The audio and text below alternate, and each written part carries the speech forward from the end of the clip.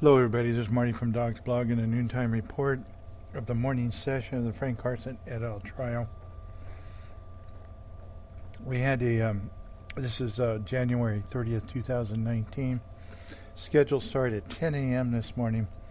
The judge was here right at 10 a.m. Jury was up at 10:22, and the judge is on the bench at 10:24. Robert Woody's on the stand. Marlissa Ferreira started talking about an interview that Robert Woody had. Remember, Marlissa Ferreira is doing her redirect at this point. I'm talking about an interview he had with law enforcement on 7/10 of 2012. That was with Kurt Bunch and I believe Frank Navarro at Pop and Cork. He didn't really remember the interview too much. He got reminded. There was a long objection. There was an objection, a long sidebar, and the sidebars were kind of the rule of the day. But as we had many sidebars, and many of them were long sidebars. In fact, one of them I saw the judge getting sticky notes and putting them all over pages on some of the transcripts and stuff. So I don't know what that was all about. But when they came back, she asked about the Mike Cooley visit. He didn't really recall. He refreshed his with the transcript of the interview. He had told Kurt Bunch, interview, and what he had told Kurt Bunch, he says correct. When he means yes, he always says correct. And it can be confusing the way he responds, but that's the way he responds to everything. He said he did tell Mike Cooley to stay off the Frank Carson property. He told Kurt Bunch he knew where the Frank Carson property was, or he was asked if they knew where the Frank Carson was, but didn't know where it was, even though it was just on the other side of the fence from the Cooley property at that time. He said he did say it to investigators more than once in regards to the Cooley visit. He was asked if Daljeet Atwell was present during the interview at Pop and Cork. It was in the back room or the bar area, wherever they want to call it. And he was asked, did Daljeet Atwell say anything to investigators during this interview? And he said yes. And Robert Woody also said that Frank Carson had told him about the thefts at the office visit, and he was told by Frank Carson, again, he said was told by Frank Carson about the thefts, just to be clear about that. And he told investigators that he was told by Frank Carson.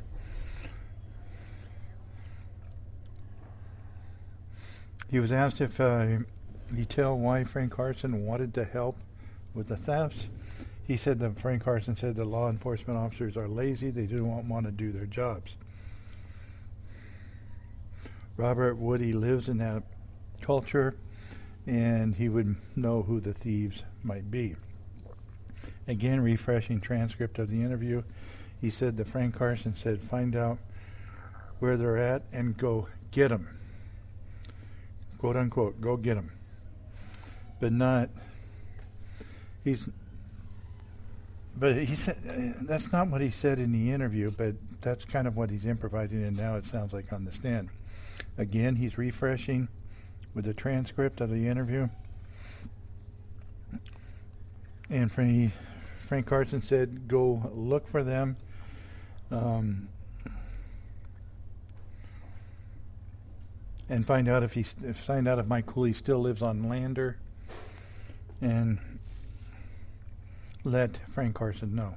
She asked how he knew to go to Mike Cooley's house, and he said Frank Carson gave him the address, and this was after the office visit. Woody said that Frank Carson had asked Woody's help because Woody was known. Robert Woody is known in that circle. He runs with those type of people, the tweaker crowd.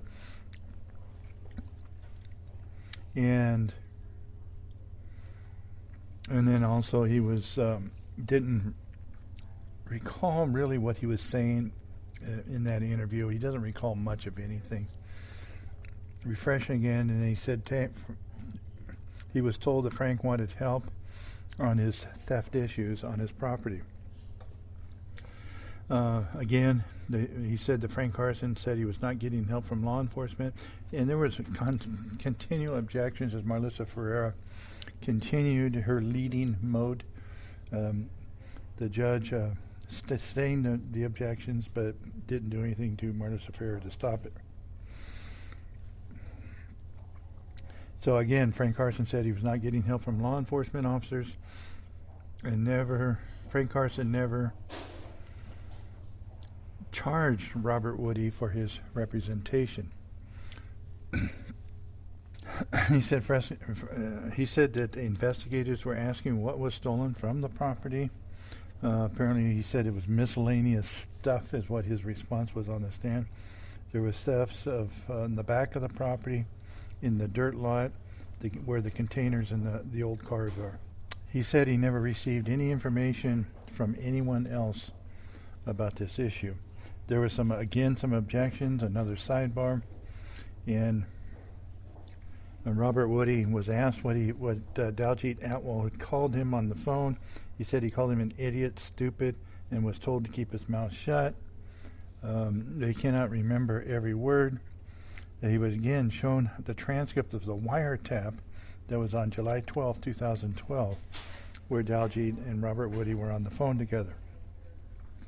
And he asked if that refreshed him, and he said that Daljeet Atwell said not to talk to the police, and there was an objection that misstates what he was saying. It was sustained. Another sidebar. The sidebar was the order of the day.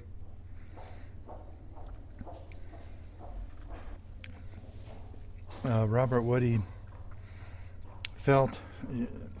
Marlissa Ferreira asked him how Robert Woody felt, that how it made him feel, what was being said to him on that call, when he was told to keep his mouth shut.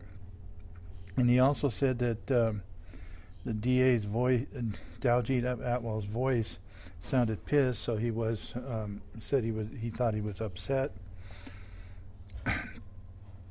His tone of voice was higher than normal, and was talking about the interview with the law enforcement officers. Then she asked him again, did Daljeet Atwell call him any names? He did not recall. Again, he refreshed with a wiretap transcript, and apparently Daljeet Atwell only called him dumbass in that phone call. So Robert Woody thought he was called more than that, and apparently he wasn't. He was only called dumbass. And he kept repeating that Daljeet Atwell told him not to say nothing.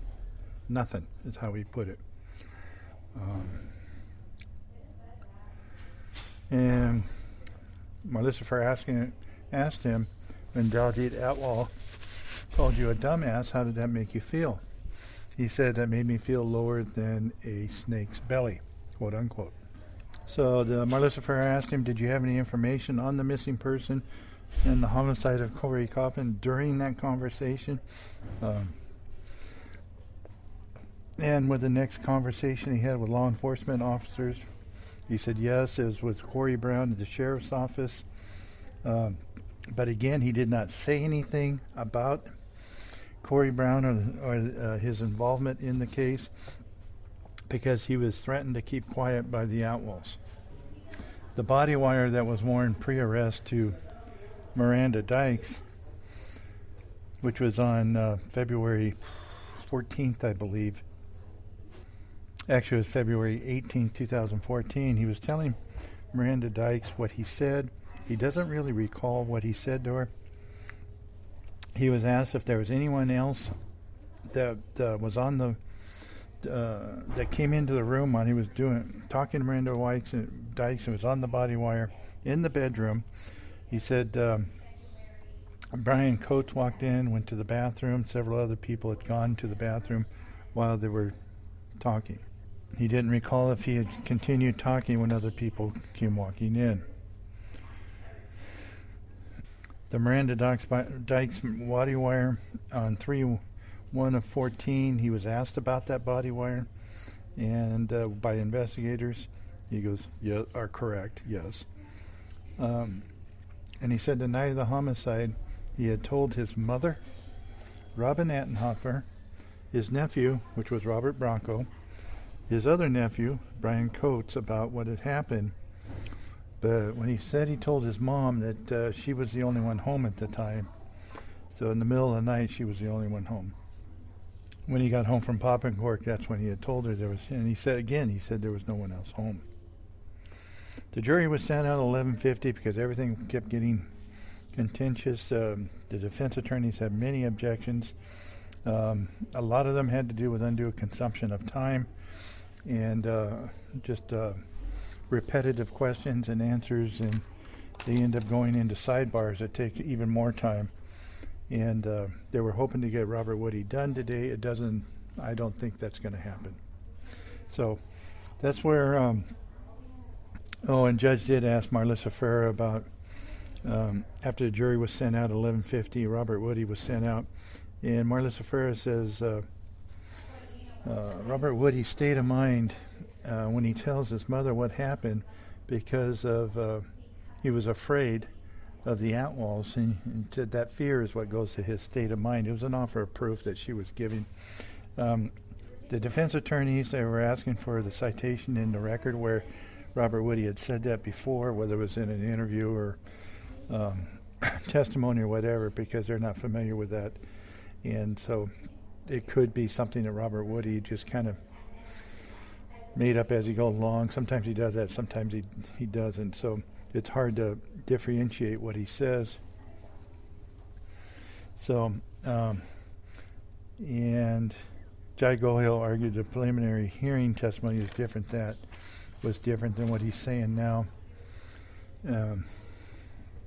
And it also, Robert Woody has admitted that the first person in this case, or in this trial, that he's testified to, that was Miranda Dykes and not his mother. So now he's saying it was his mother that he told first at night, and I believe that was Beverly Woody's story initially.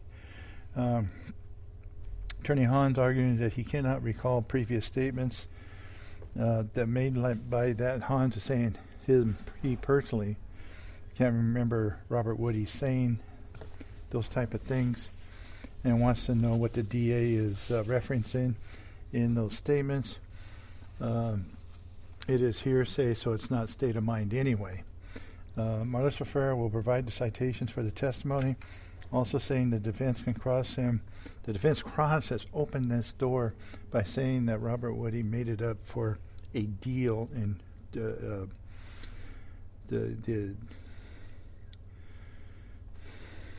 his testimonial deal that he had made with the prosecutors. And this statement, he said, the mom was made within hours of when the homicide occurred. Judge Iniga ruled that it is relevant to state of mind, but the jury is also to be admonished that it's not for the truth of the matter. It just goes to Robert Woody's state of mind.